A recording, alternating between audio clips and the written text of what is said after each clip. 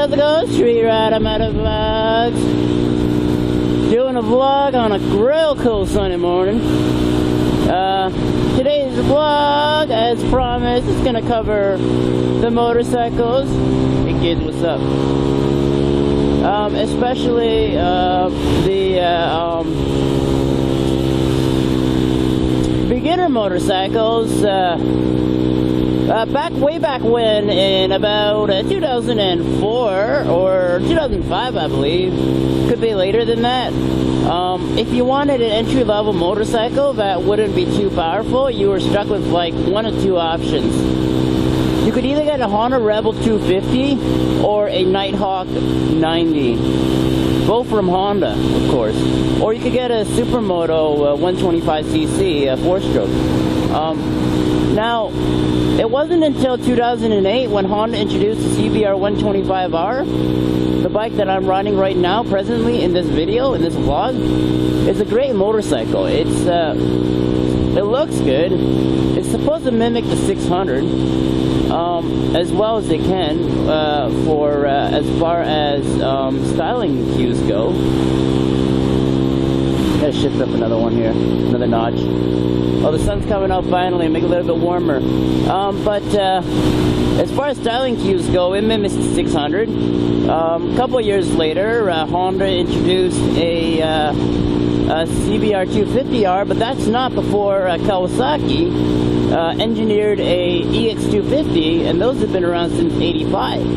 So Kawasaki started the beginner sport bike market with the EX250, and overseas is known as the GPX250, which is, in my opinion, not the greatest looking bike, but it really pulls in second and third gear. Acceleration is paramount to comparable to 250R 08 and above generation. Kawasaki came out with many different colors for the bikes. Specifically, they had this really crazy green, lime green and purple wheel scheme. I don't know why they chose that, but I think it's pretty ugly myself. Man, my hands are friggin' cold out here, man. Oh, man. Like Ledfin always says, what's up, man? Also, thanks to my subscribers, I've reached 300, as I said before.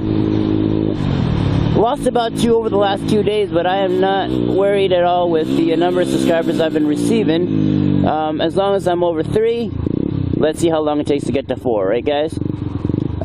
So after Kawasaki introduced that, like I said, Honda came out with a CBR 125R 08 model, real thin, IRC tires. I think it's 110 on the back, maybe, or 100 or 90 on the front. It's really thin. Does not look like a regular sport tire. Well, you know, that's a good beginner bike. At least it looks cool, right? It looks aggressive. Like, I get compliments on this bike all the time. I'm not saying, you know, people don't like this bike because it's small. It is small. Is it underpowered? Yeah, it's underpowered. Even underpowered for the city? Yeah. I mean, I gotta admit that it doesn't have that oomph factor that the 250's got, right? So that just brings me to my next point. After the 125cc market, so-called MCN testers or motorcycle enthusiasts decided that they needed to up the ante and bring the class up to 250cc. So 250cc was born when Ninja decided to make their motorcycle, like I mentioned before, and competitors like Honda, I believe it was just Honda at the time, joined the ranks of the 250cc motorcycle, and they created the CBR 250R.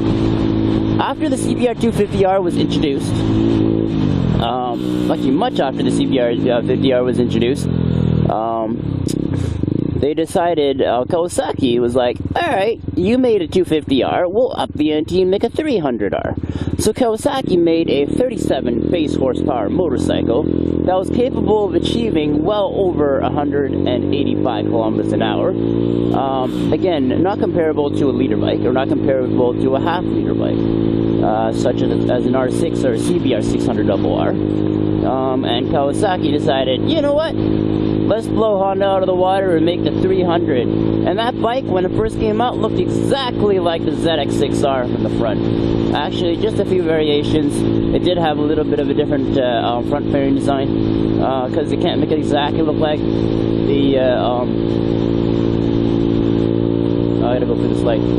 They can't make it exactly look like the ZX6R. But they tried. What time is it? Okay, I'm good.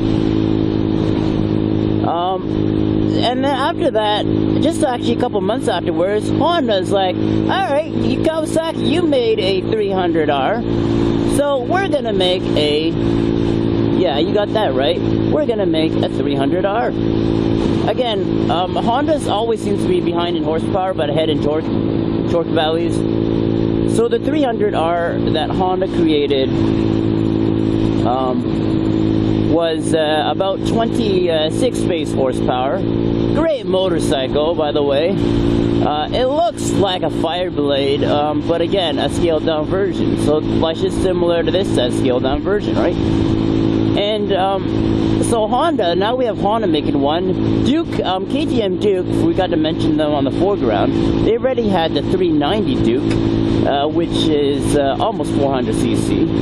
I believe it can go to 200 kilometers an hour. Not that you need that speed. And yeah. And then after Kawasaki did that, another thing that I forgot to mention was that Honda blew Kawasaki out of the water in ergonomics as well as instrumentation. So Kawasaki, when they made the GPX 250, they made their gauges, whatever you want to call those dial or those analog clocks and speedometers, they made them analog. And Honda came along and said, you know what, analog's kind of boring for entry-level riders. Let's introduce the digital instrumentation, like GP bikes got. They decided, okay, you know what, we'll just put digital instrumentation on our motorcycles. And it was really cool.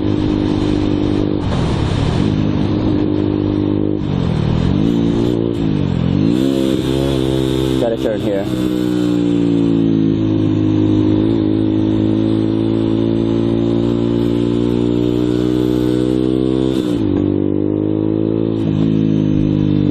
Going here, but whatever.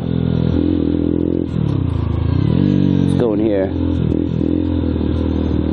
Drive through. Haha, where are we? I have no idea where we are.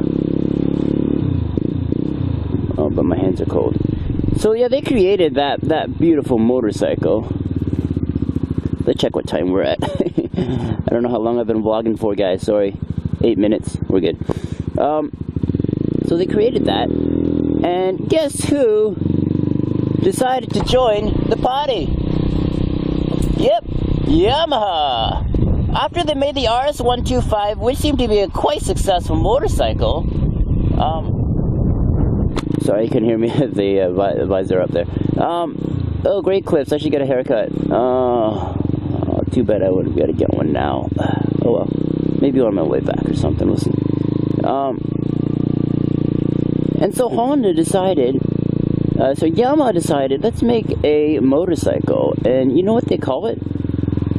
They call it the R3. Presumably because the R6 is already a beautiful motorcycle when it comes behind the Yamaha names. Honda calls themselves CBR, Yamaha calls themselves R, Kawasaki calls themselves ZX usually, or Ninja, even more commonly used.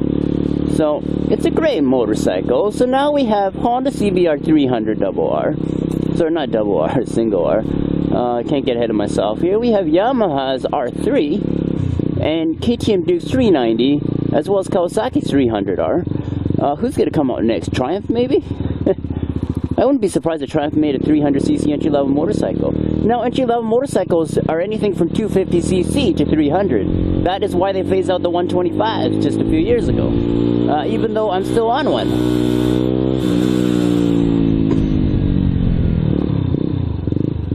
But that's besides the point, right, guys? That's why I need to upgrade. So will anyone buy this because it's phased out? Yeah, plenty of people will buy it. Still a real good motorcycle. Still gets a lot of miles. Still gets a lot of good gas mileage. Why not?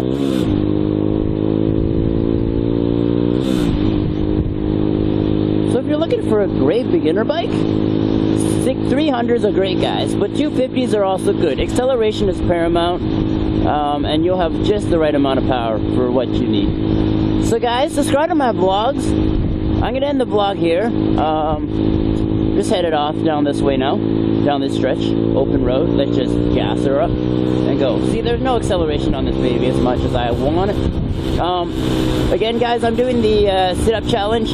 I already did 65, 75 push-ups this morning. I will show you my six-pack at the end of the maybe Christmas time, so I can prove to you that I did the challenge. Thanks for all nominating me for the challenge. And to you ladies, first of all, I gotta get to that. Sorry. No. Okay, here we go. Guys, happy vlogging. There we go. I almost forgot what I was gonna say. Guys, happy vlogging. Ladies, stay beautiful and cute and pretty and everything you ever were and everything you always be. And I will see all of you next time.